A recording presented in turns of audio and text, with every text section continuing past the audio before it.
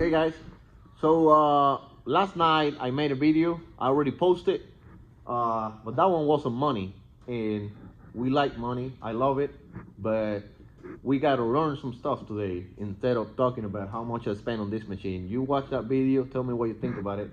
I wasn't really happy when I was done with it, but anyway, I want to show you something I did last night after the video. So here on this machine and on Mac 3 I got this screen set that I have my C height on my work offset and my tool setter. They're both really close together. I don't know, maybe later I can ask Sam to move it off, but I don't need it right now. I already fixed the problem I had. The problem I had was that I already turned on the machine and home the machine and all that before I did this, so I don't want to take long. So I'm gonna cool my 299.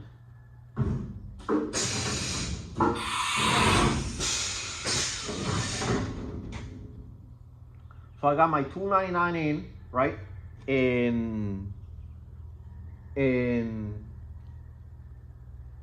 on my previous setup, I'm talking about before yesterday, when I figured how I can do it, it was if I have my probe in and I will hit on my tool height setter, instead of putting that sign over there that it says 299 is loaded, on load, try it again.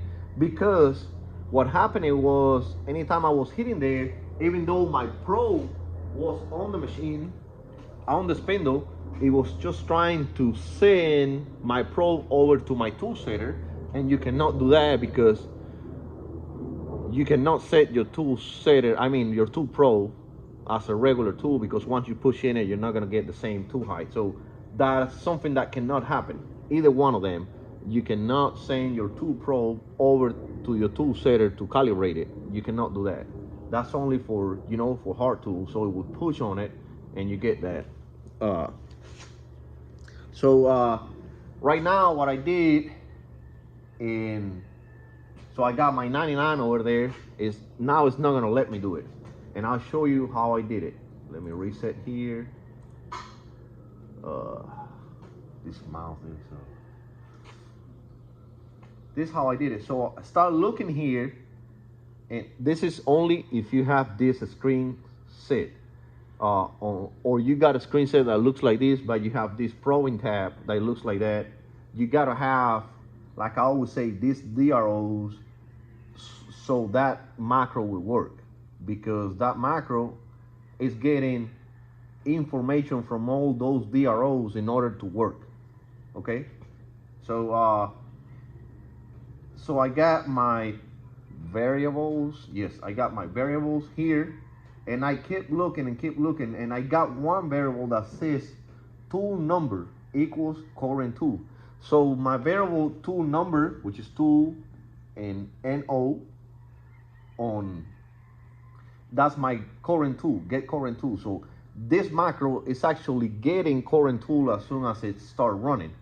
So what I did, I said, okay, if I can use that variable for my own use, I'm gonna try to do it, and it worked.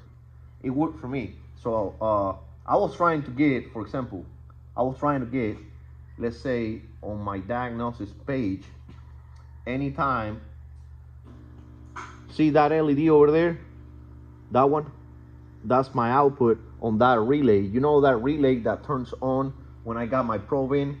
Let me try this so you see when it goes off. Let me put here tool 0, that I got no tool on my, see, my probe went off, and that LED on my output number 7, it went off.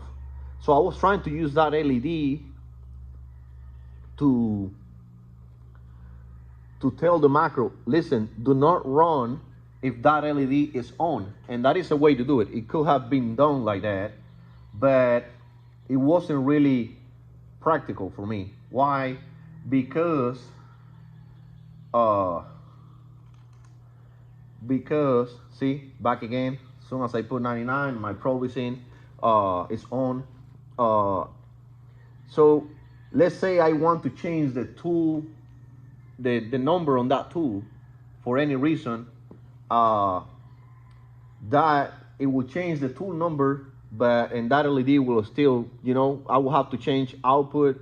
And if that LED is different, or the brain that is running that LED it's got a different number or whatever, that will set the whole macro back to anything.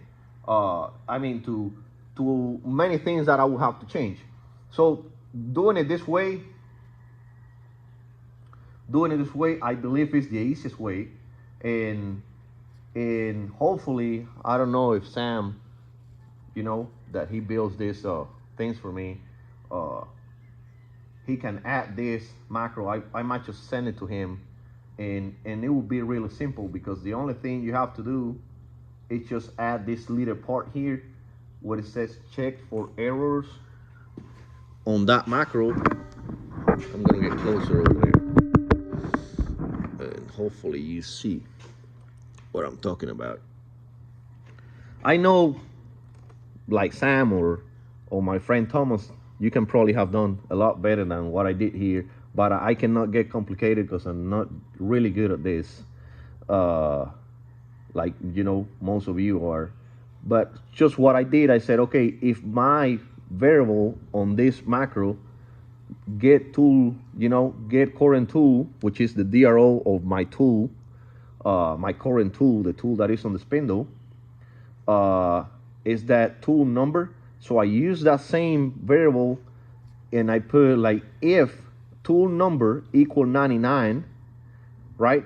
It will do a bottom 103, so it will stop the macro, it will stop the program, and will put me that message box that says tool 99 is loaded, unloaded, try again. Really simple. I will sleep for 250, and it will exit the sub. You have to exit. I mean, you definitely have to exit the sub after you see this, because otherwise it will put the box, the message box, and when you click OK, it will still run the rest because it's not coming out of it. It will stop there because of the message, and then it will keep going because there is an if on the bottom of it. I hope you understand this. But you can copy this part. Remember, I didn't do nothing on the first part, nothing. I used the same variable that was on the macro, tool number, which is equal to get current tool, and I used it down here on the check error part, whatever, which I also got more things that I added to it. I added these two things. I added that if I didn't home my B and my C axis, none of this is going to work, for sure, because I do want to have my C axis height homed, or my C homed before, and my B also, because of my carousel, before I run this macro. So, but last night I added this part where if my 299 is on my DRO, which you supposed to be on the spindle tool, the macro is not going to run. And this is how I did it. So if tool number, which is that variable on the top, I'm going to repeat that. I use the same tool variable for get current tool, which is tool number, and I used it down here. So if tool number equal 99, now the good thing from this, and that is the difference from the LED, that I can come here and change this number to whatever number I want to put on my tool probe. So let's say my tool probe is tool 9 or 999 millions or whatever. Anytime that number on my DRO equals that, I mean this number equals my DRO, this macro is not going to run. So that is the easiest, that is the easy part that I found on it, because you do not need to be changing LED numbers or nothing. You only got to come here and let's say I want to number that probe, instead of 99, I want to number 199. All I have to do is put 199 over there and make sure my my tool table is a 199 on my 2 Pro, and that that macro is not gonna run. So that's one thing I wanted to show you that I did last night. And the other thing was I added that air, you see it over there, that air thing that will clean out the tool setter. It will not run now because I got my 99 on, so I'm gonna say no changes, because no changes if it's working good. And I'm gonna call my tool 219.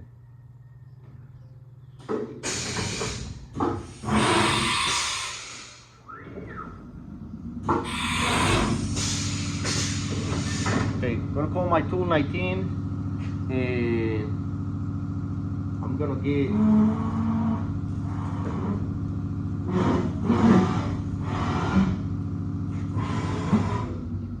put some stuff on top of that. On top of that crack here on top of it. That thing works beautiful. It works beautiful. I didn't know I was gonna do it, but actually on the Brothers, see, I got it on the Brothers. I should have to go and look.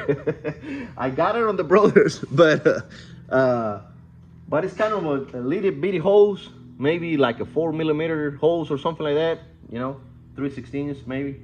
I am gonna put it on for sure because it's just nice. So what I did, I'm gonna go back to the same tab, and I always like to reset when I'm working on the macros.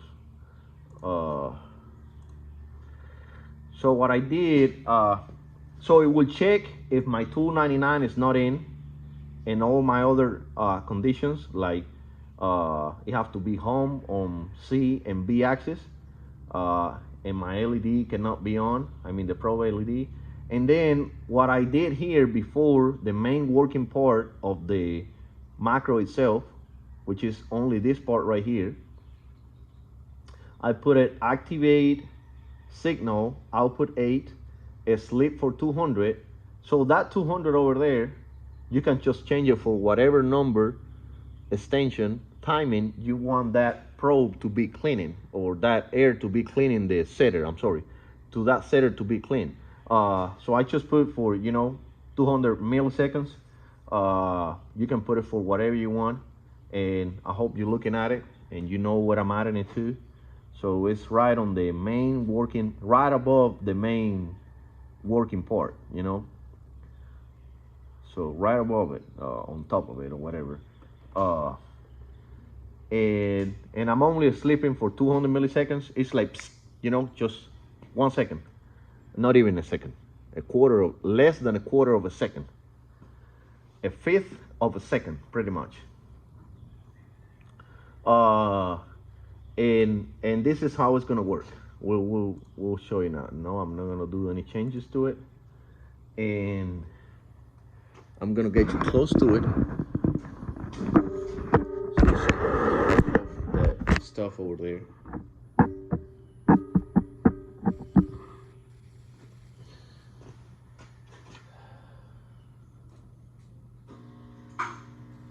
And let's send that to, I'm gonna lower that C-axis a little bit. And I'm gonna send it. There it is. I'm gonna stop it so you see it again. Move my, so pretty much it's moving. First it's gonna move the table to where we have our tool setter, and then it's gonna blow it again. I'm gonna put some more stuff in it just because it's fun. Okay, come on. And I'm gonna do it again. So click on it. There it is. That's really slow, but I just wanted you to see. I'm gonna do it again with nothing on it. Send it again.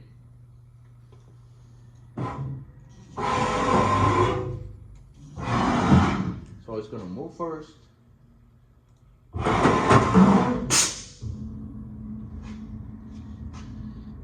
And then it's gonna touch my tool.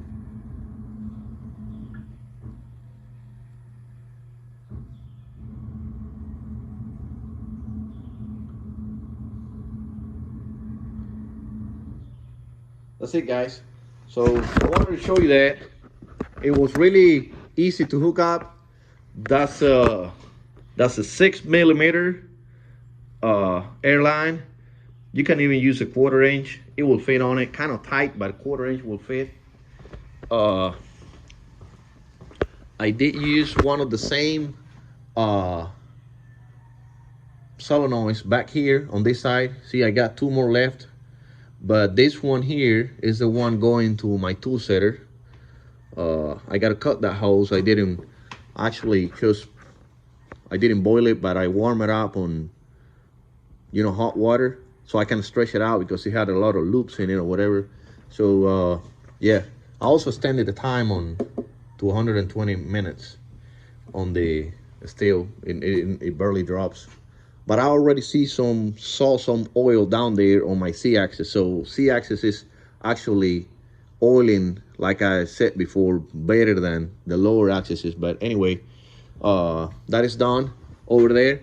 The wiring on it, on the 2 solenoids, I'm glad I just went ahead and did both, even though I was not using it. I didn't know what I was going to use it for, so I ended up using it for that. It was pretty convenient that I had it wired already.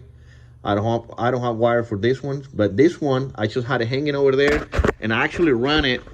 It goes in here, but it actually goes on the main cable that comes to my tool changer, and it actually is labeled here like my tool changer to this plug-in right here for the tool changer, and it comes on this 2-line cable here all the way to my relay box, M26, and it's actually an output 8, pin 8, port 4. So this wire right here to that relay. So that was pretty easy. It was hooked up already. I just had it, you know, hanging over there. So that is an advice that I can give you. Never get short on wiring things if you have the wires over there.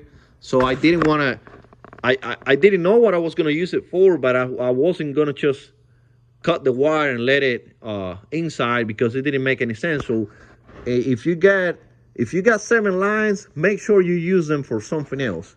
Do not cut them, you know, roll them in there, leave them over there. You might need them later, or as long as you made a plan before. I'm not a planning person. I don't plan nothing. I just leave them over there because I don't know what's going to happen later.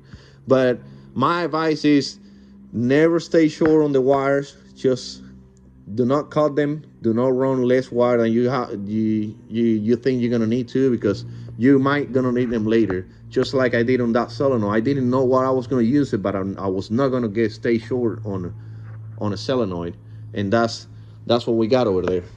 All right, guys, so that's the update. We got air cleaning the setter, and that's something I really like.